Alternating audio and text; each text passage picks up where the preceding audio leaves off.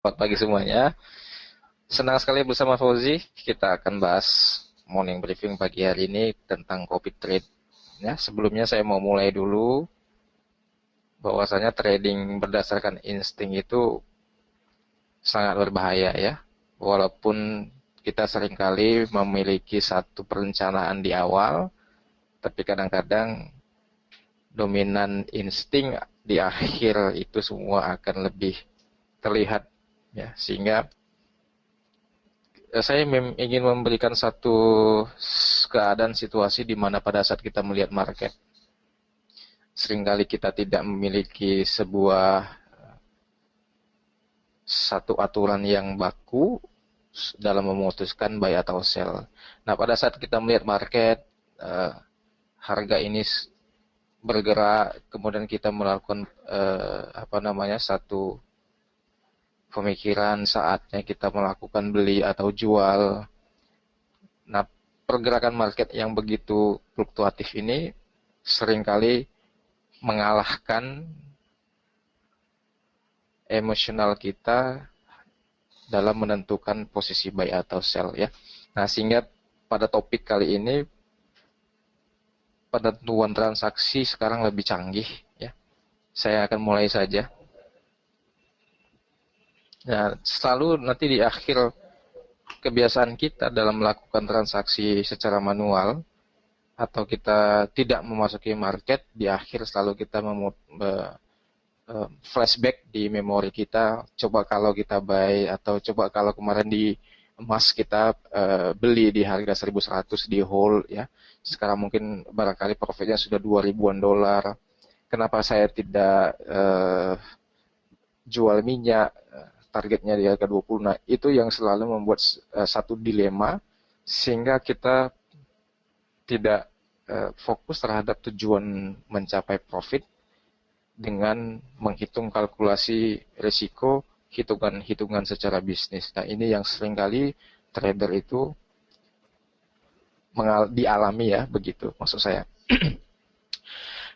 Oke, apa yang sudah kita alami akhirnya membuat kita jera dan kita masih memiliki satu keyakinan dan semangat mengulangi lagi metode lama ya, technical course kita belajar, kita lihat basic market itu hanya dua ya, kalau nggak dia naik ya turun begitu, kalau naik tema kita hanya beli, kalau kita lihat marketnya turun temanya hanya sell, simple begitu, tapi pada saat pelaksanaannya juga ujung-ujungnya tidak memuaskan hasil yang kita peroleh. Ini yang sering kita alami.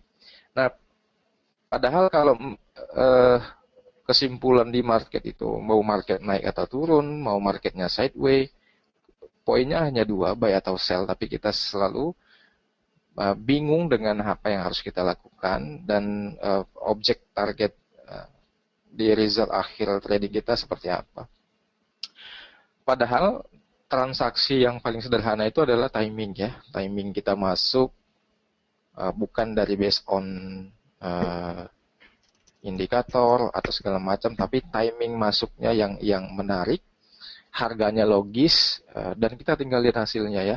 Misalkan contoh begini, market downtrend ya, market turun, kemudian pada saat koreksi atau diskon balik kita posisinya sell. Dan simple begitu.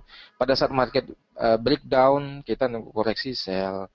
Tapi menunggu itu yang seringkali membuat kita sering merubah penantian ya. Jadi sesudah kita lama menunggu, tapi karena perubahan-perubahan sesuatunya berikutnya, waktu berikutnya, akhirnya penantian tadi tidak berhasil ya, sehingga kita yang harusnya tetap sell ya terjadi buy yang segala macam begitu. Nah, kalau posisinya terbalik ya sama juga begitu ya. Market breakout high, kita tinggal menunggu koreksi untuk posisi buyback lagi, apakah di Fibonacci-nya segala macam. Sebenarnya simpelnya begitu. Nah, cara lama dan saya ingin menunjukkan satu cara baru. Cara lama yang kita simpulkan adalah kita di awal menyatakan 100% harus disiplin, tapi pada akhirnya 100% kita nggak disiplin. Nah, dengan cara baru 100% resiko bisa kita kontrol, tinggal kita take action, tentuin berapa risiko dari alokasi modal yang mau kita tradingkan, tinggal kita tentuin resikonya. Nah, contoh ini Pak Dwi ada satu signal bernama delta, ini favorit juga ya, dengan leverage 1:100. Kita lihat di sini dari mulai periode November 2014, yang bersangkutan di bulan itu profit 13%. Kemudian di bulan Desember, di akhir tahun, di market yang sepi, kita katakan begitu, profitnya 11,83%.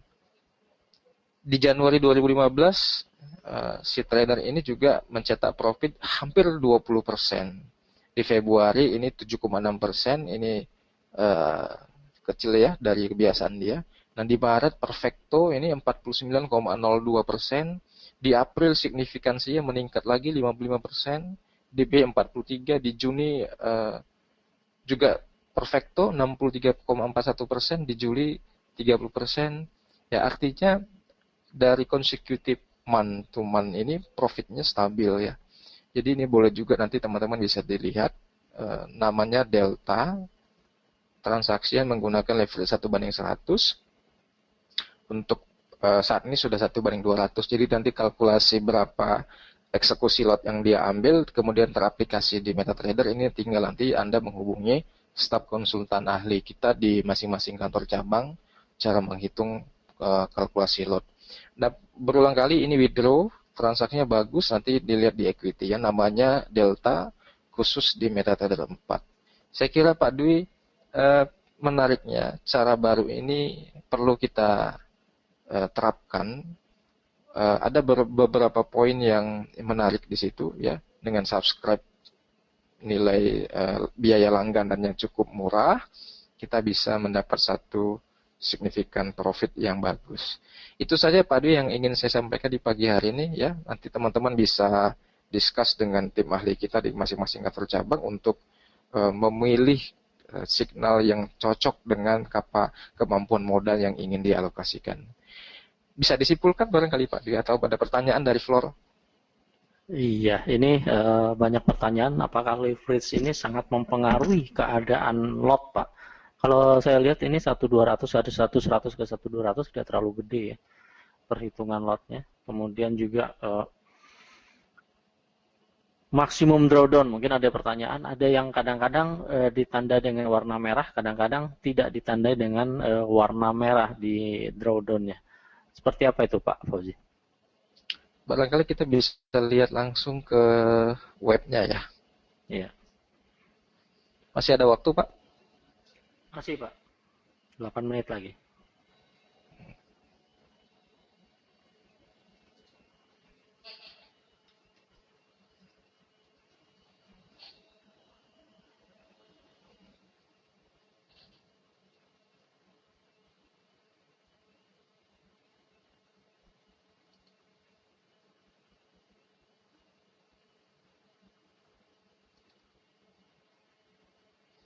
Ya, nanti teman-teman bisa langsung filter di sini, kemudian kita perkecil leverage-nya dulu 1 sampai ke 100. Artinya ada penyesuaian kontrak size di situ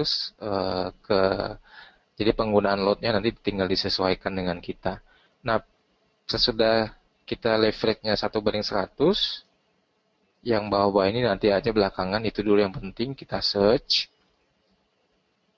Nah, nanti filternya dalam kurung 1, berarti kita hanya memasukkan variabel filter 1 aja ya. Kemudian coba kita sort berdasarkan growth ya. Akan terlihat di sini posisi top trader ya. Nah, Pak Dwi, barangkali di sini kita bisa lihat ada 133 subscriber ya. Artinya signal ini sudah bisa kita jalankan. Kita tinggal lihat di sini, klik isi deltanya gitu. Nah, drawdown ya. Drawdown itu kita lihat di bagian bawah ini. Nah, di bagian equity kita lihat di sini. Nah, lihat kita bisa lihat teman-teman. Saya perbesar dulu. Garis biru ini adalah garis balance ya. Yang hijau ini adalah equity. Setiap kali yang bersangkutan transaksi kemudian mengalami profit dan garis hijaunya equity-nya di atas balance ya. Artinya yang bersangkutan ini setiap masuk posisi jarang sekali kena floating loss ya. Nah, di sini ya si delta ini hold posisi, berarti si equity-nya bergerak naik. Nah, jarak antara equity ini persentasenya disebut drawdown. Boleh kita tunjuk barangkali di sini pada drawdown 8%. Ada keterangan di situ. Maksimal drawdown in percent for balance dibagi equity dikali 100%. Ya, jadi dalam jumlah uang dolar yang bersangkutan ini paling floatingnya paling besar sekitar 177 sampai 200 dolar. Ya, artinya setiap kali ngambil posisi dia seringkali hold, kemudian paling jelek-jeleknya dia floatingnya 200 dolar. Nah, ini artinya psikologi tradernya memang betul-betul top Margo top, kita bilang ini keren ya. Kita lihat di sini ada beberapa kali withdraw ya, kemudian tingkat persentasenya juga bagus. Nah, drawdown dulu yang paling penting Pak Dwi ya, karena dari parameter secara global ya terbaca di sini equity seringkali di atas balance. Ini bagus banget ya. Itu yang kali bisa saya jawab untuk pertanyaan drawdown. Ada lagi barangkali Pak? Oke, saya kira cukup jelas ya mengenai penjelasan drawdown. Kalau kita melihat hanya dari grafik saja bisa terlihat dengan jelas bahwa equity berada di atas balance itu juga cukup bagus. Paling tidak equity berada sedikit di bawah balance sehingga nilai floating yang dilaksanakan dalam transaksi provider sinyal juga tidak terlalu panjang untuk menahan floating. Begitu ya Pak Fauji ya? Iya, betul Pak. Oke, kesimpulan yang bisa didapat untuk morning briefing kali ini selalu harus kita lihat. Pertama adalah growth yang stabil menanjak ke atas, kemudian yang kedua adalah melihat drawdown dari setiap transaksi yang dilaksanakan. Saya kira ini merupakan hal yang penting. Kemudian juga kita harus mengkalkulasi jumlah lot setiap kali kita mengcopy trade suatu sinyal. Jadi kita juga harus perhatikan dengan jumlah dana yang ada di kita disesuaikan dengan jumlah dana yang ada di provider sinyal secara otomatis. Nanti lotnya akan terhitung sendiri dengan kita memasukkan input dari risk balance yang ada di MetaTrader kita secara otomatis seperti itu. Kemudian kita juga tidak usah khawatir dengan keadaan harga dikarenakan di MetaTrader sendiri disediakan satu input untuk fuse atau penyelamatan dana. Maksimum untuk keadaan loss juga kita bisa inputkan di situ. Kemudian juga kita melihat cara lama dan cara baru sangat